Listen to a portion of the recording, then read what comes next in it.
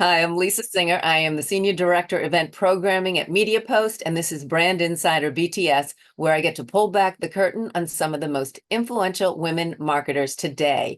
With me is Christine Cook. She is the Global Chief Revenue Officer at Bloomberg Media. Welcome, Christine.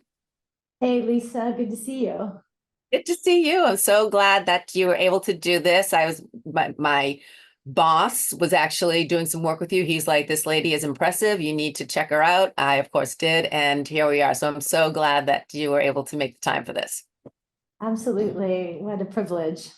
No, yeah. And I love the glasses. It's like a statement. Like, let's start there. Where what is the look that you're going? Like, I hate to say talk about looks things, but it is very much a statement, and I think it gives you a personality, or at least what it seems to be your personality. Yeah. So I think it started with once you get over 40 and my arm just didn't get long enough for me to continue to read. I think I have to give a shout out to Studio Optics at Rockefeller Center, which was in New York City, my go-to eyeglass place. And they do all the styling for NBC and Saturday Night Live and a lot of the shows. And so they have an incredible array of frames. And now I've just kind of got sucked into eyewear styling, which I would have never really thought was Love a it. thing. And yeah, I think a lot of people are into accessories, jewelry, necklaces and stuff, and the glasses just like right there. So I figured, why not? Yeah. Well, it shows personality. Like that's what I love about it. I love anything that I spoke with a person earlier, and it was a guy a marketer, but he is into designer nails, and that just shows his personality. And I love that. So I love when people kind of do these things that just kind of bring out their personality, and then as you get to know them, you see how it connects. So anyway, I digress. I really want to start off with, I mean, you were obviously Bloomberg Media. The mission there is, let me read it correctly, to empower business leaders and brand partners by inventing the solutions, knowledge, and connections they need to thrive in a transforming world. Okay, so what I want to turn to you is not at Bloomberg, but for you personally instead. How have your world transformed this past year or so? What changes and what did you do to really deal with those changes? What were your solutions, your knowledge, what connections? How did you face them? During the pandemic, I did yoga teacher training, and I had always been a recreational yoga person since college and felt like I had the time and space to do that, particularly on the weekends, since we were mostly homebound. And I found this program that allowed you to do it virtually every other weekend. And that practice evolved. I thought it was going to tone my muscles, which it did to a certain degree, but I walked away instead with a breathing and a meditation practice that I am so happy to have in my life. I mentioned that because when I was able to just do yoga and I was in the program, I ended up doing 3 programs and accumulated 700 hours of teacher training. Wow. I started a new job in a global job with a lot of breadth of people all over the world and time zone pressures. And it was the saving grace for me to start each day with myself and to remember, why I was interested in this job, why I was interested in working, and just to start with myself every day instead of starting with what was in the email or pick up the phone. And so the last year for me has been about that balance between the reminder of who I am and what I care about in the world that meditation in the morning provides me. And it also gives me the grace to say that, if one day you don't get everything done that you want to, or you don't hit all of the things, instead of letting that stress build up, it's really helped me get back to kind of those core principles. And I've used it. The nice thing about that practice is when I'm in Singapore or when I'm in Dubai, no matter where you are, or if I came over to your house for the weekend, I don't need a lot of space. I don't need shoes. I don't need a bicycle. And those are the kind of things that were my outlets before. I'm pretty active. I like to snowboard and I kayak and boogie board surf, and I loved all those things. But when you couldn't go and be in all of those places, this is that one thing that stays with me. And so it's been a big part of my last year. Wow, I mean, I love that about it's not just that physical exercise. I think we get certain things out of that. But it seems like yoga it's as we said, transforms you. It's also in the mindset, and it's given you more clarity, maybe. Is that sort of in terms of what your day to day? Yeah, it's two things. Well, one thing that I learned in the practice that I did is the implication of the word yoga is three things. It's one, it's the exercises, the asanas. So that's the stretching or whatever the poses are. It's pranayama, which is a breathing practice, and it's meditation. And yoga implies the trinity of those three things together. And I think a lot of times when people say yoga, they think about doing a tree pose or back bend or something, and that's a part of it. But the breathing practice helped me be able to sit in meditation and to be still. And so that quiets me first. And then when you think about what is in effect required of leadership, you have a bunch of people that usually show up asking for direction or helping to solve problems.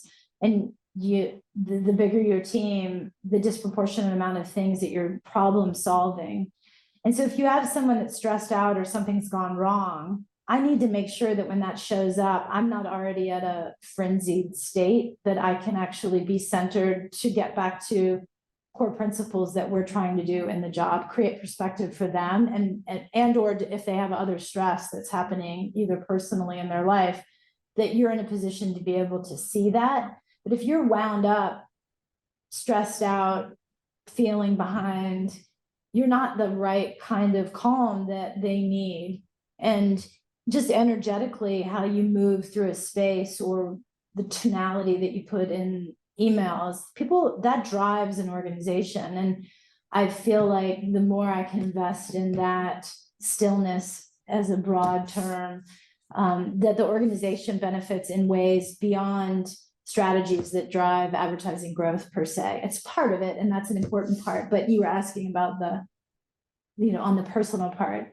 Side, but no, and it sounds wonderful. As I have a friend who it's her, like, she can't not do it each day, and it's less about the physical, more about the spiritual and the connection, and similar to what you're talking about. I personally, I'd love to have something like that. I'm horrible at yoga. I have no flexibility, so I end up falling over and like leave frustrated. But I actually keep saying I'm going to work on it. So you've now inspired me to try to do that I can get even more out of it. So, but anyway, as I've had a chance, as I always say, I snoop through and find out more and more. You were recommended to me, but I found out more, and so impressive. You've worked for some of the largest media companies in the world, the New York Times, Martha Stewart Living, CNN Digital, Warner Media, here now at Bloomberg. So I want you to go back though, like when you were first graduating or starting out, getting ready to venture into your world and your career. What were you thinking then? Like, did you have these aspirations? Was it something completely different? And just talk about that in your path to where you are now. I was really clear that I was going to be a high school English teacher, and my husband was getting his PhD in philosophy, and he was going to work at a university, and I was going to teach the kids at school around that. And I moved to New York in 1993, and it was the beginning of the web. And I got a job as a secretary to the editor and the publisher of a magazine. Wow. And it was convenience store news. So I started in B2B, and I ended up in B2B, which is a nice bookend situation. But I thought I was going to be working for the editor, and I didn't turn out to be very good at that, but I have the gift of gab and communication. And so the publisher had me go into an inside sales job. And so I learned from the ground up what it takes to cold call and provide service and connect clients to an audience that they care about. And it really just cascaded from there. The business was nascent then, and I got a recruiting job to join the New York Times Digital. I learned a ton starting at a big company. They had a lot of resources. They were talking about, interviewing at least 10 people for any open position, so that you as the hiring manager are really clear. I could say, oh, I think Lisa's perfect for this job, but it still think that, but go ahead and talk to 9 other people just to make really sure that Lisa's the right person to hire. And it's been amazing. I can't believe that the time has gone by. But the evolution of those jobs, I just continued to put myself in or follow up on jobs that satiated my curiosity. And my curiosity was usually like, what's the next thing coming? What's the trend in consumption? It wasn't necessarily driven by having like the biggest title or the biggest team or the biggest book of business to manage. It was more for me about what were the problems that needed to be solved. And I don't know where I got that from, but the idea that the more I started to understand about the problems around the entire business that I was in, which was, media publishing and the transformation from print to digital, and into digital video and that whole arc, that the more I was a student of all of the aspects of that, the better equipped I would be in the future for whatever those other jobs were. Yeah, well, and it sounds, because there has been so much transformation in the industry, and you needed to evolve. Anyone who's going to survive, who will be surviving over these, had to evolve, had to embrace digital, have to embrace video, and continues to evolve. So someone starting out, it's very different than when you started out, but someone still has those aspirations. They want to be you. They want to get to that kind of position, a senior position in the industry. Obviously you don't set that goal in per se, and because they probably won't get there. There's a way to do it. What would your best advice be? Obviously there's different paths, but for someone who is interested in pursuing that kind of career. Be humble. Know what you don't know. Don't, be really confident that you know everything about the level that you're in before you go a level up or aspire to go a level up. Go horizontal a lot before you go up, because the higher up you get, the broader set of things you need to understand. And you can't burn a bridge.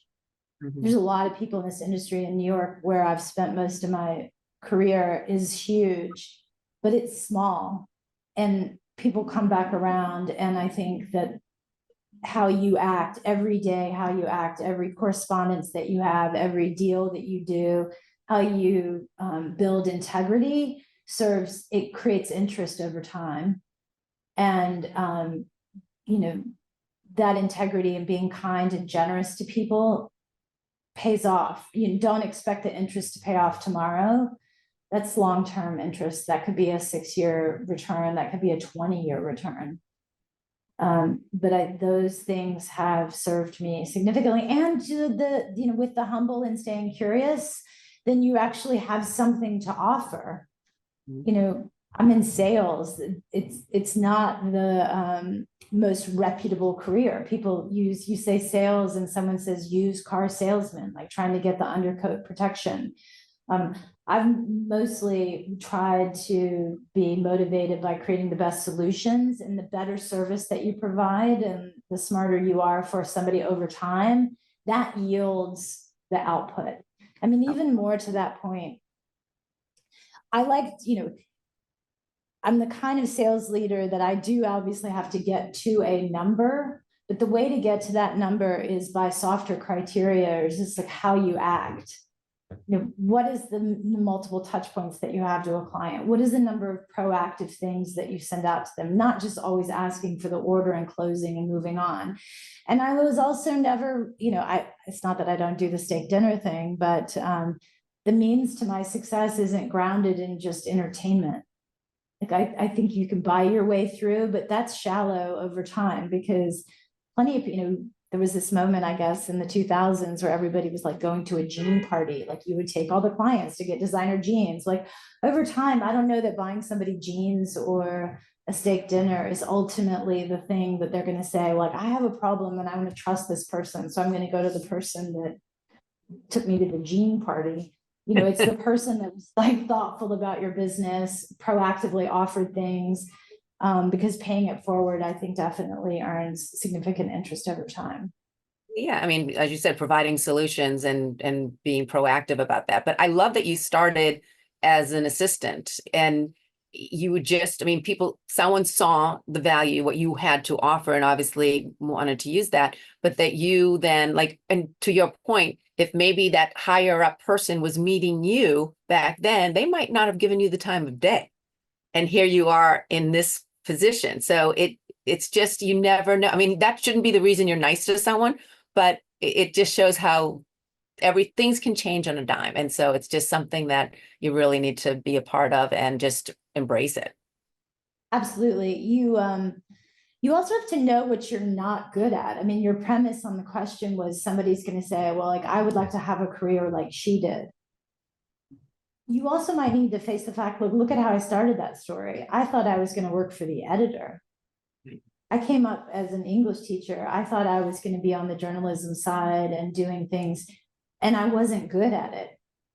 So I had to move in the other direction. So I think I definitely feel like I hear from a lot of people. They're like, I want to get promoted. I want to be a manager. I want to do this and that and the other thing. And you can just tell that they don't have all of what it takes. And so the question is, when do you decide to look plainly in the mirror and see what you really are good at, and then go in that direction? So you may have to pivot. It may be that you're in pursuit of something that isn't your superpower. Yep. And just to go and be willing to do that, and be humble enough to acknowledge it and then do that.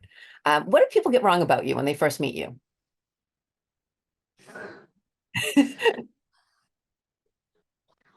Um, what do people get wrong? I guess it depends on the setting, but my instinct is to say that people probably don't think that I'm as serious as I am. I'm a pretty serious person, but I also am I can be really giddy and hyper and goofy. So I think that duality could be confusing. Okay, so they might meet you, think, okay, she's going to be just all fun and games and whatever. And then all of a sudden it's like, okay, wait a minute. Don't just, like, it almost seems like it could make someone feel like, not that they think this, but they could get away with certain things that maybe Yeah. ultimately you have a line where no.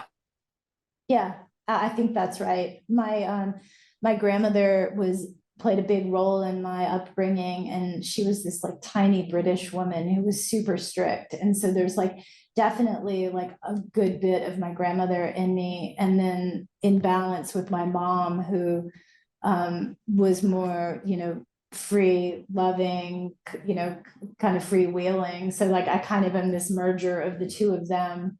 Um, which is probably helps to. I like to laugh. I think there should be levity. We should love what we're doing. We should love when we're together, but we should never lose our sight of why we're together in a work setting. That, I think that's important, but finding that balance is important. Yep, no, totally agree. Well, okay, so as I always say, I do my snooping again. And you guys Bloomberg had a campaign called Context Changes Everything. So again, I want to turn it around to you. Has there been a time in your life where you thought one thing for whatever reason, and then you didn't maybe know enough about it, and then once you got it into context, once you knew exactly what was there, it really changed your way of thinking about it?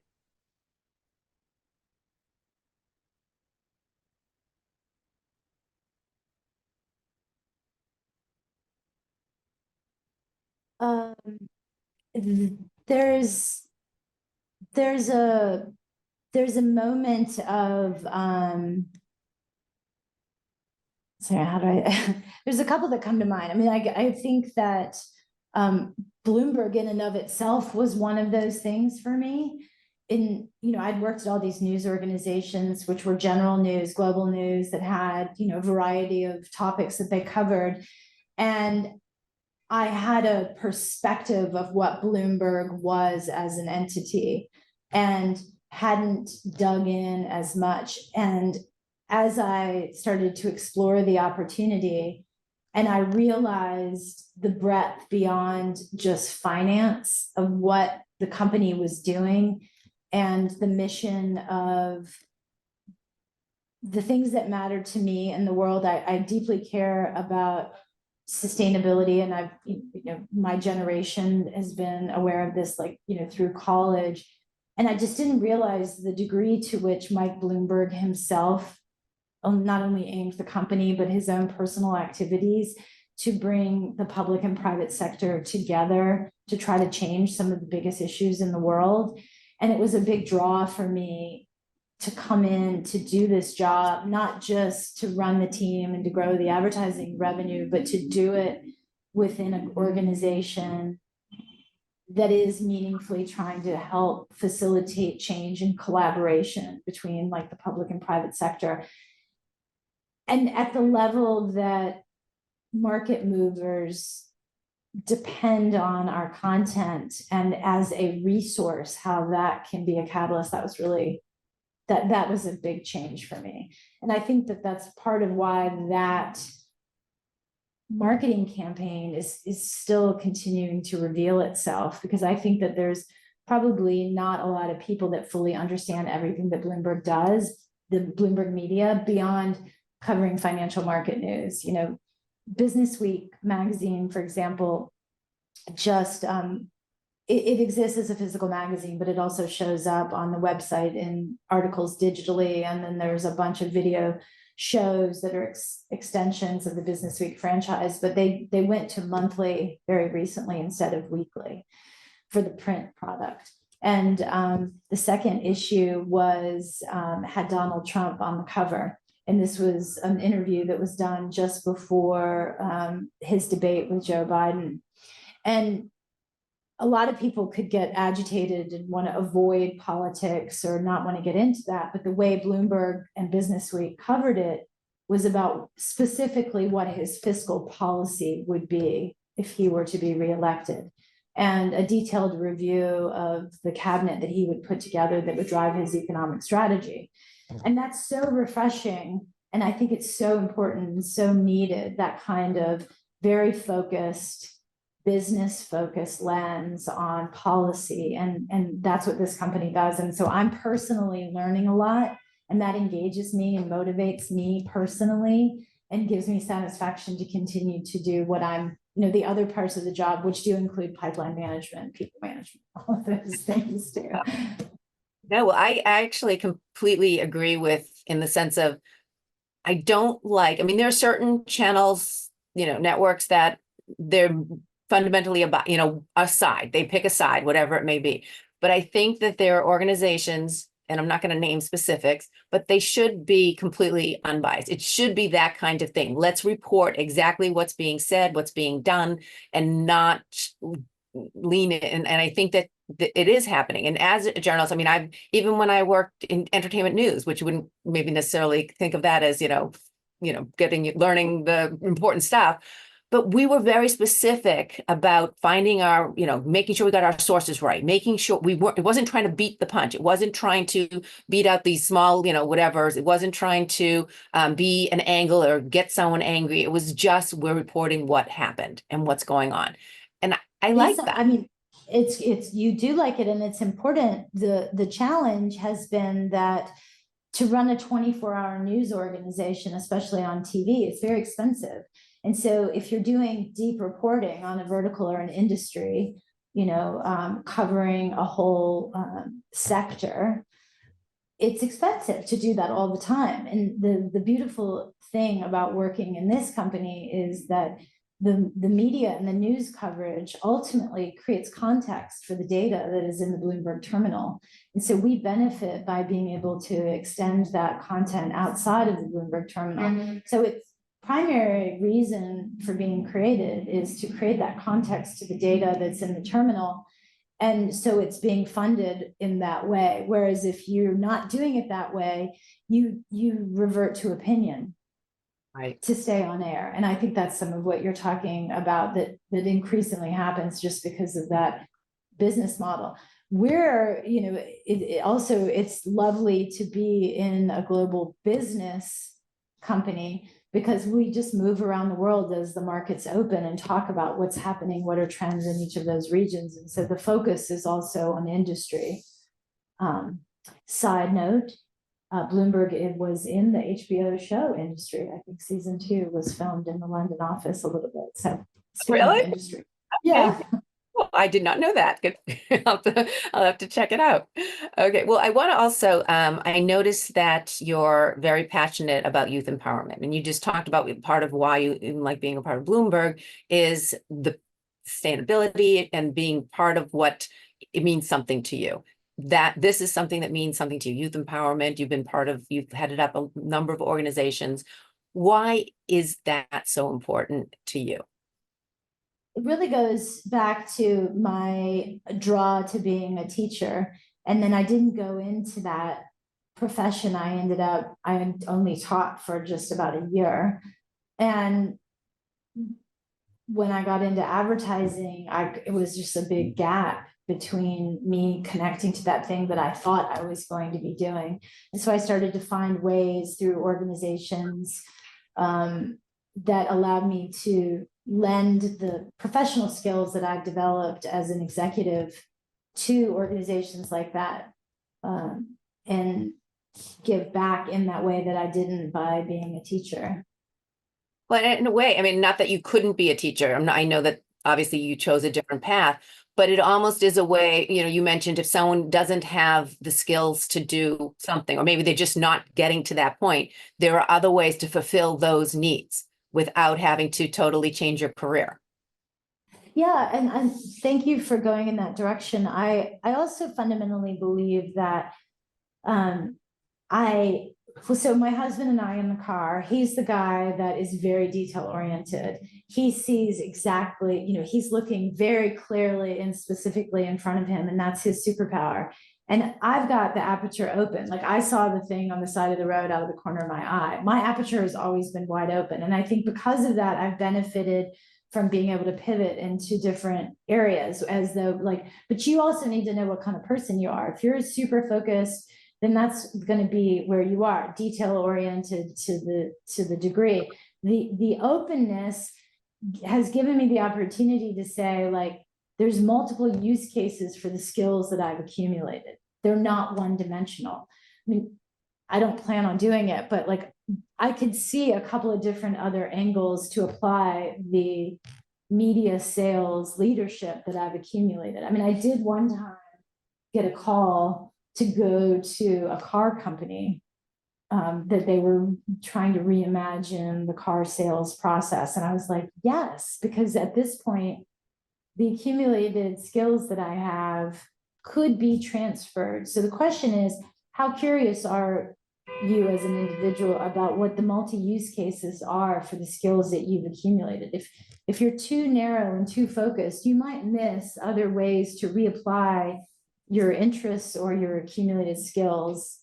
And I think that openness and that flexibility is also really important.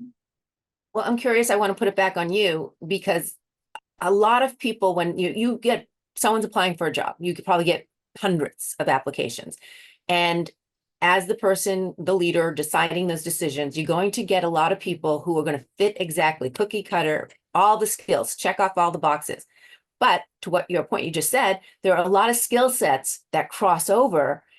But are you open to that? Like, how can you get so that, say I'm that person who knows I have those skill sets, but I never had the titles that you're looking for. I never held the position in, a media company or whatever it may be. How do I get noticed by you? And are you also opening up your parameters in sense of looking for maybe those people who aren't quite fitting in what, the checking all the boxes? Yes, the answer is at varying degrees. So there's several levels and divisions underneath my remit in different departments, whether it's sales marketing or the content studio or the data and research teams. And so there's a little different dynamics in each of the departments that support Bloomberg Media ad sales. But, you know, for example, I hired a guy that had been a teacher early in my career, and he wanted to get into ad sales. And I knew he could stand in front of a room of people, and I knew he could keep people's attention, and I knew he knew how to make a lesson plan. So that was an example of, you know, a pivot in that degree.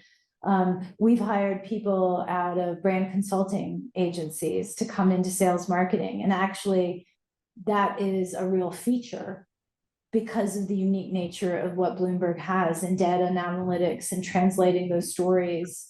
So in those instances, yes, the real honest answer also is this is a bit of a sophisticated sell. So we probably need somebody that has some client relationships. It gets to be a little bit more relevant for the sales team. But I think for a lot of the enablement teams, we definitely look for variety because this is a competitive market. How do we differentiate how we go to market? So I think that the aperture is probably a little bit more open in some non-sales positions as opposed to sales positions. Right. And well, so if I am that person who's coming in, maybe not for sales, but that person who doesn't fit the cookie cutter, for lack of a better word, how do I get your attention? Well, I think you in particular, I know you come out of a journalism background, so I would say use your strength and write a note, and don't make it too long. Because you know, but what is the hook? And then exhibit the follow-up if you don't hear back, and show your personality and your perseverance in creative ways. I think not, you know, a lot of times people get, I can see people reaching out sometimes and I just can't answer everything. And you can see them getting losing, like the first outreach will be like really thoughtful and then it peters out. They just lose the thread, and in that they show themselves too. So if you really wanted an opportunity, you know, don't put all of your goods out in the first swing, because you're probably going to have to follow up a couple of times. And so what's your second and third course? You can't serve me everything all at the same time, because I'm probably not going to be able to get back to you in the first time. And even if I do, then in the second time, you want to have saved a little something. I think that's great advice, because it is. I mean, you do kind of put the good stuff out there. But the fact is, as you said, you want to know that that person's in it for the long haul. They truly want to be part of Bloomberg, as opposed to, I'm just going to give the best letter, you know, intro letter kind of thing. So I can do cartwheels, backflips, and synchronized swimming. Like, save it. Just talk to me about the cartwheels, you know? And then we'll talk about swimming. Yeah. No, surprise me with later, you know? totally. Or maybe I can just sneak into your office and do cartwheels across the floor to add to that. So I've told you about my swimming, and then you see I show you my cartwheels. That's So right. That's I right. think it's great advice. What's your guilty pleasure?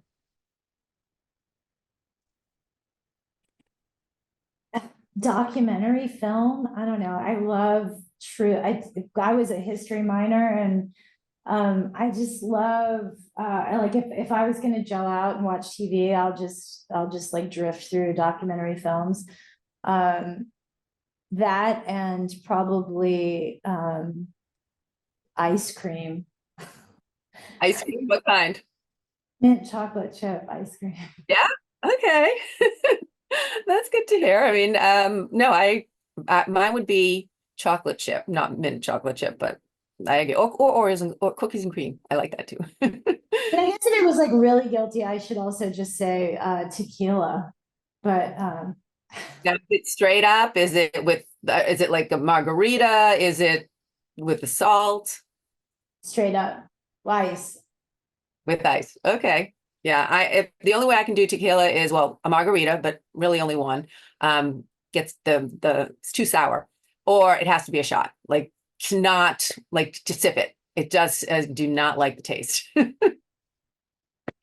I think that the intensity of the taste definitely slows the sipping down, which is part of the blessing, I guess. Yeah, that's probably a good thing. So maybe doing it as a shot might kind of defeat that purpose. So one last question for you. If you couldn't be what you're doing, couldn't do sales, and let's take teaching out of the equation since we already talked about that. What would be plan B? I want Sylvia Poggioli's job on NPR as the Rome correspondent. All right, that I think she might put a fight up there for you to not take it, Well, but I want to be in the succession planning. I always liked the idea of being on radio, either, probably as a newsreader. I do love music and playing music, and, it could be fun to be like a disc jockey, I guess, but, especially at this point, when you ask me that question, I have such an affinity personally for consuming the news and current events and what's happening. I think these patterns help us understand, all of this is cyclical. That, you study history, you study literature, and you see repeating patterns, and that fascinates me. So I think it would be interesting to work at a radio station. You wouldn't have to get dressed up. Nobody would really see you. You could yeah, just do the voice thing. You probably have to get up early in the morning if I was a morning person, but then you'd have the afternoon. Um, that's how I actually did have a radio gig for a while, and I went live at 5. I'm a night person. It was it was hard. I couldn't go to bed at 8. It was just, yeah, it wasn't that long lived. I definitely Yeah, had to. well, maybe I would take your advice and then just get an afternoon, do the wrap Yeah, up, do the follow. Yeah. yes, that is, I should have done that. But I ended up just leaving. So anyway, Christine, thank you so much. This has been such a pleasure. I really appreciate you taking the time talking with me. Thanks, Lisa. And thank you for watching. And please, if you have someone that you want me to pull back the curtain on, an amazing woman that you want to hear more about, let me know who, and I'll do my best. Just email lisa@mediapost.com. Thanks for watching. And Christine, thanks again.